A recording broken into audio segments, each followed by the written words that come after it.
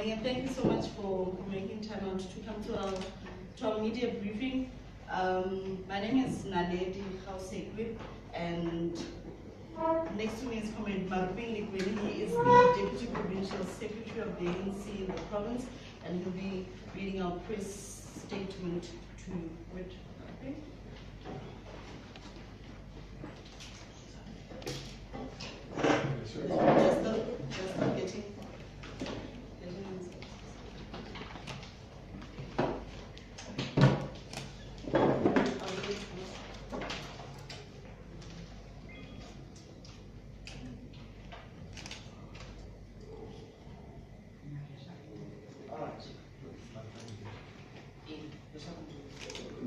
Thank you very much, good morning everyone. I'm also taking the opportunity to welcome everyone to respond to our press conference. I will read very brief, straight to the point, media clip. Can I start? Thank you very much. The ANC in the Northern Cape has called the press briefing to officially communicate our decision to, in accordance with the outcome of the Regional Disciplinary Committee, RDC, convened in accordance with the Constitution of the ANC, as amended by the 54th National Conference held in Nazareth last year, 2017. The ANC Constitution makes provision for a member to appeal any section handed down by a disciplinary committee to appeal within 21 days to a higher structure. In this instance, the province has not received any appeal, and therefore the outcome of the Regional Disciplinary Committee therefore stands, meaning that the ANC has terminated the membership of the non-councillors of Salt Lake. We have thus, in terms of the Municipal Services Act, Section 27, Subsection C, written to the acting municipal manager yesterday to declare 7 ward councillor vacancies and 2 PR councillor vacancies. In total, 9 councillors. The other councillors, the other 2, are still to appeal before the Regional Disciplinary Committee, and their matter will be dealt with, and when an outcome has been concluded, we'll inform you accordingly. The disciplinary committee, the disciplinary proceedings against the 9 councillors mentioned was conducted in line with the Constitution, and were subsequently expelled from the party on the 26th of October 2018. Apologies. The councillors were duly notified and also given a right to appeal within 21 days, calendar days, of the public notice of the expulsion. Day 21 was last week Friday, on the 16th of November. By the 16th of November 2018, the next higher structure, which is the Provincial Disciplinary Committee, did not receive the appeal or review or an application. So meaning that the said councillors did not utilize the 21 days of appeal. So it's an automatic expulsion because they didn't adhere to the Constitution of the ANC. So it becomes automatic expulsion. Thank you very much. That's the brief. Thank you very much. Sandy? And how will this affect the position of the mayor, who is one of the expelled councillors? And then also, other days said they had appealed directly to Lieutenant House by Friday this week. So yeah, we received notification of that. Just in terms of the protocols of the IEC, what is the time frame? What are basically the timelines in terms of going into your by-election between now and the specific time that you have notified the acting and within the municipality itself? No, thank you very much for those questions. The first one was the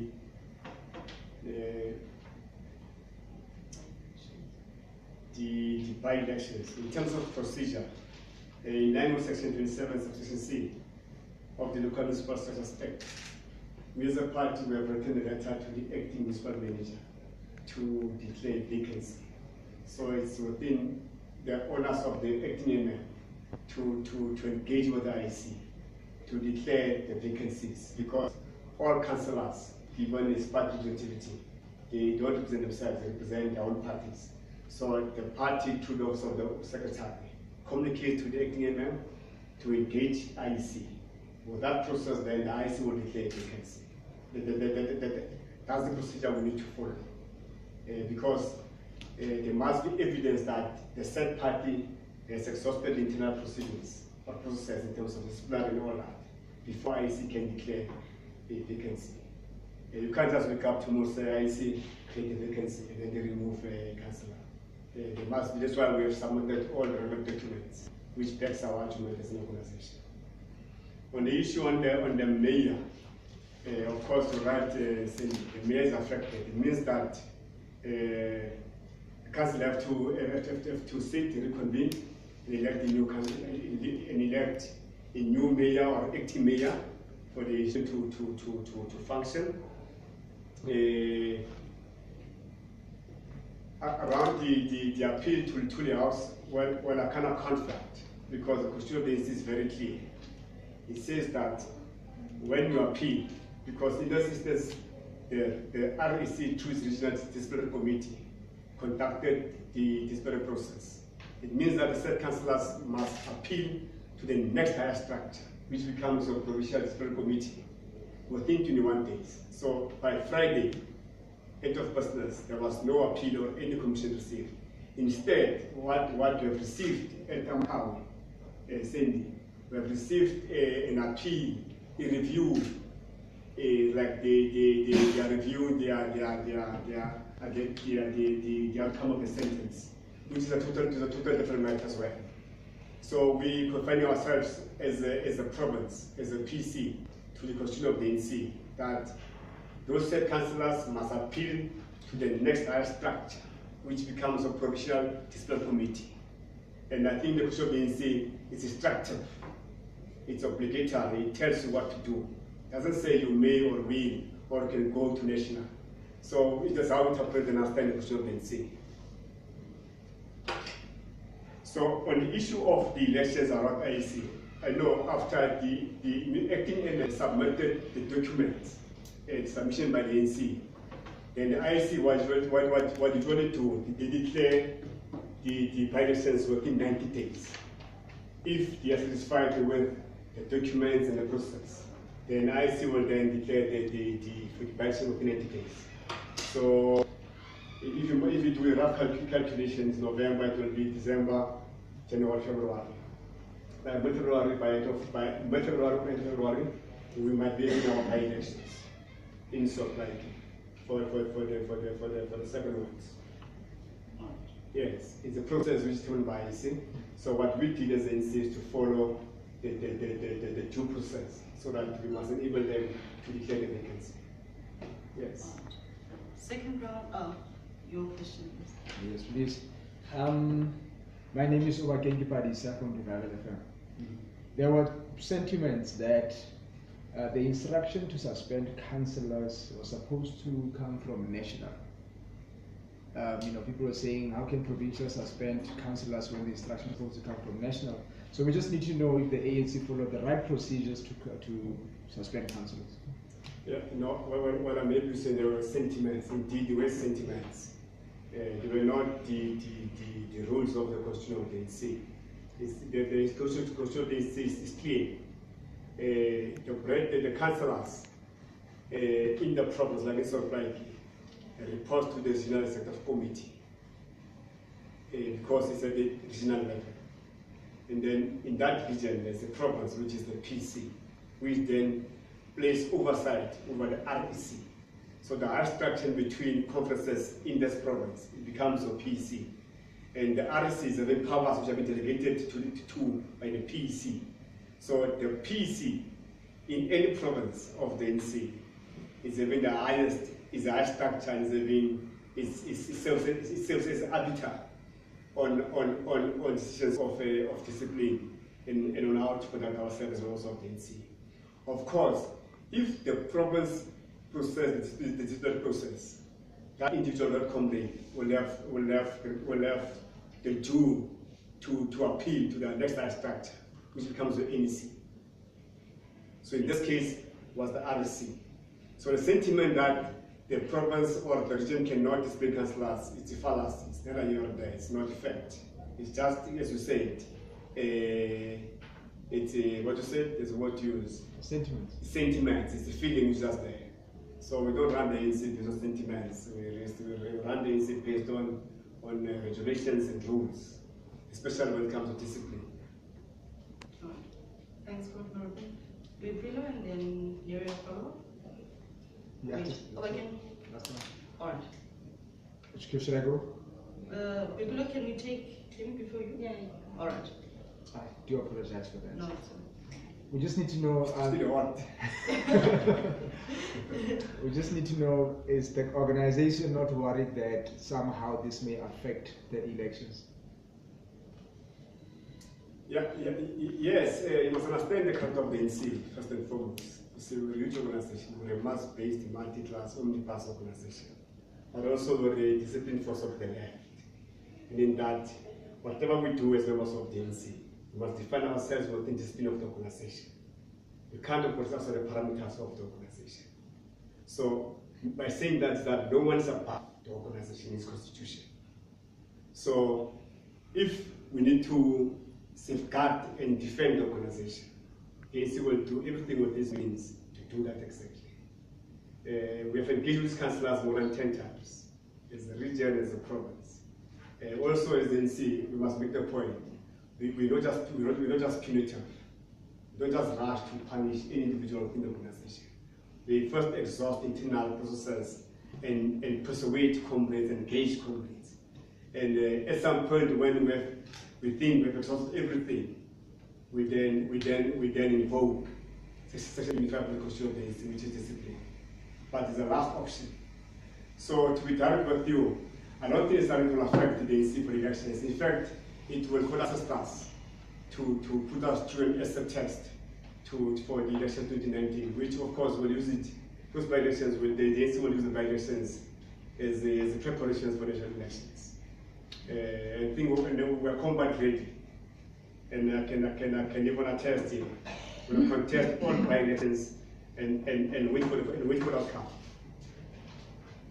Gabriela? Yeah, the outstanding two councillors, what is the situation exactly? Because you say you are dealing with their matter differently. Why are they getting different treatment as compared to the others? Are they going to be pardoned or they stand the chance of being employed as before? Yeah, I think it's a good question. The two councillors were not taken through the historical process by the region. So we cannot put a cart before the horse. We must also first allow them to present their side. So after that process has taken place, and then it's only when the ANC can pronounce on them. We must give them a fair chance. So they have not been part of the other one was through a representation. There was someone who was presenting her, and she said that she wanted to get a new representative for a case. So we allowed that space. So as soon as she's ready, we will then address it. The other one, I think, he was not available to some personal staff. So as soon as they have been taken through the process, I think the ANC will also pronounce. Are you able to name them? Come again? Are you able to name them? Yes, I think in the statement we'll give you their full names, because I'm going to give you their nicknames now. I might not be sure about the exact names. But it's not a secret, we can give you the names. I don't think it's a secret. Yes. So I just heard you talk about how you don't think it will actually affect the elections. In an event where you go now in by-elections by like February, the elections are like in March or so. We left a few months before the elections, and previously the Youth League around the Francis Bar region were saying that they can't afford to go to by-elections because the community is now the one in charge. Of course, we look at how the protests and how the community basically led to some of the decisions taken by the ANC. In a nutshell, they were saying the ANC can't afford by-elections. They will not make it. The ground is not holding. They will lose if they go to by-elections. How confident are you that in these by-elections, you will actually still have the 9 wards again with new councillors of your choice again? Well, I speak for the Youth League. Unfortunately, the Youth League it's a integral structure of the mother body. It derives their existence and their being from the mother body, from the ANC. But they are also an autonomous structure. They have that autonomy to mobilize young people and speak for themselves. And in the ANC as a mass organization, we have different and diverse views, which are welcome. That's why we always engage and test about this amongst ourselves. So that's their view. I can't speak for them. There's a reason why they say that. But the ANC is taking a decision, which is a mother body. And in terms of the culture and the discipline within the organization, there's a principle called the adjunk-sekretaris, which dictates that if the higher structure is taking decision, it binds the lower structures. So all discipline members of the ANC will respect the decision taken by the organization. Not for any other reason, for in defense of itself. Because if the ANC cannot defend itself, it will perish. And we cannot allow lawlessness within the organization. We must all abide by the constitution, rules, culture, and tradition of the organization. Unfortunately, that's how the ANC functions. Because the ANC, we've all been and all joined. And I must make the point, we also join the ANC as individuals and voluntarily. Don't join the ANC as groups or as a faction, voluntarily and individually. That is a very good point, which must always be in our mind. So, here we are disciplining individuals of the organization, which we think they have transgressed big time after being given opportunity to repent. So, we think as the ANC, we will go back to our communities.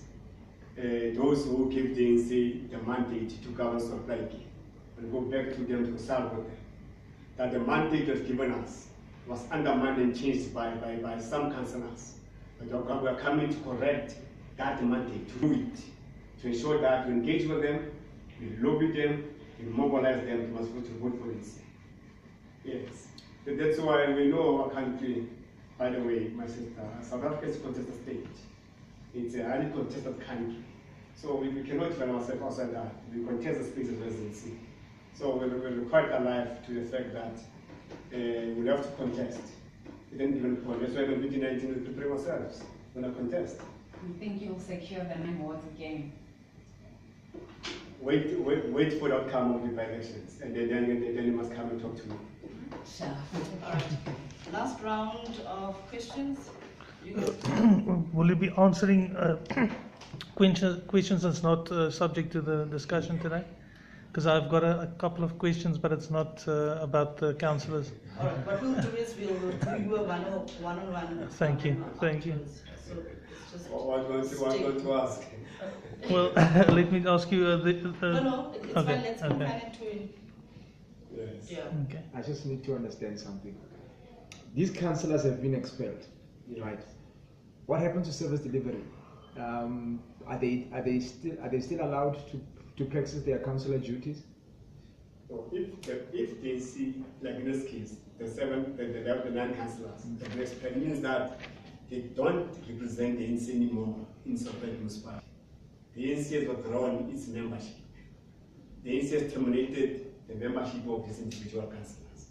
No longer members, they represented the ANC in council, like all of us who are public reps. We're serving at the mercy of the organization. We don't represent our own jackets. We've been sent by our party to represent in whether it's in municipality, in parliament, or the provincial legislatures. We're serving at the mercy of the organization. So there won't be any service delivery in our communities until new councillors have been elected? No. Service delivery municipality still is an institution.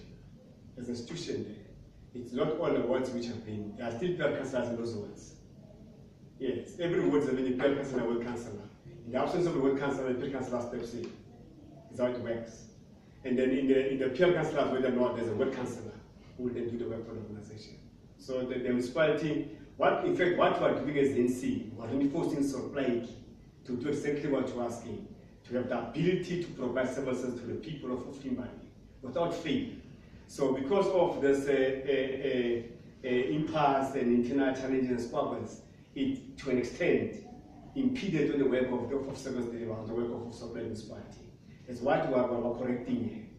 because the mandate from the people of Kimberley, Supply in particular, is to provide services to the people, nothing else. But our council allegation is something different. That's what things is correcting. To renew the mandate and ensure that we provide services to the people of Kimberley without any interruptions and without failure. All right, last round now. 1, 2, 3. Thank you very much for coming to our press briefing. What we'll do is we'll send the statement via email to you. Thank you so much.